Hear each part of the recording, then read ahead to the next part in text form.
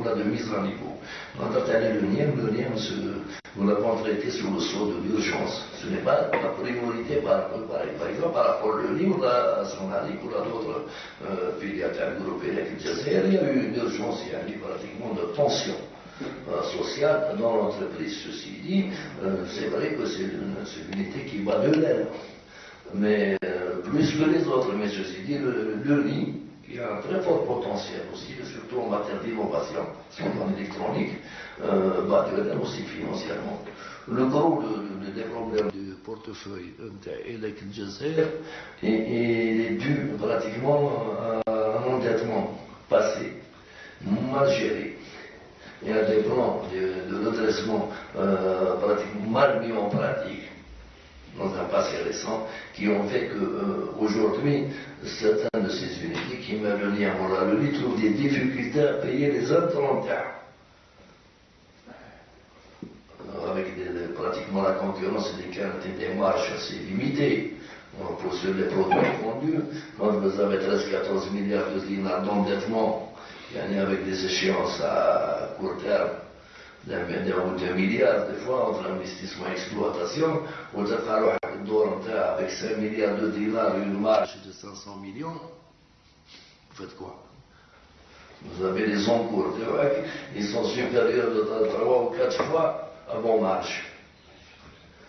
C'est là qu'ils sont plombés. Bon, maintenant, on a discuté avec les banques, elles sont prêtes à aider, non pas à la relance, mais aider au moins à la reprise de l'activité, mais ce n'est pas comme ça que ça va se terminer.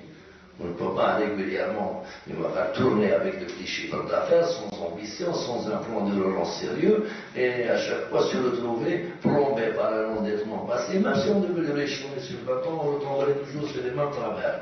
Là, nous avons demandé à l'ancienne direction un plan de redressement sérieux. Un plan qui, à la limite, pourrait coller au plan Talibri qui essaie de faire de l'intégration. Un plan qui tient la route, ils n'ont pas remis. Toute leur planification ne tenait pas la route. C'est pratiquement, quand vous leur demandez de vous soumettre vos propositions, j'ai voulu des plans de refinancement, des plans de sauvetage. Ou qu'est-ce que vous proposez en contrepartie de ces plans de sauvetage financier? Vous gagnez des actifs. Oui, mais bon, des actifs. Si vous n'êtes pas capable de rendre productifs vos actifs, il n'y aura rien. Si vous êtes un foncier, quelqu'un qui a 20 hectares actifs, les banques n'achètent pas de foncier.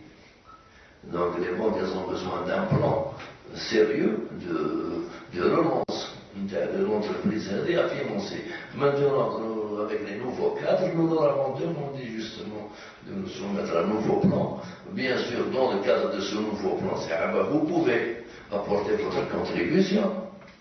Et bien sûr, en synergie avec les cadres intervenir, il a touché la proposition. Quand on aura ce plan, on demandera à la banque de mettre la main à la poche une bonne fois pour toutes. En fait, Monsieur le ministre, je pense que le déclic, c'est l'apport externe.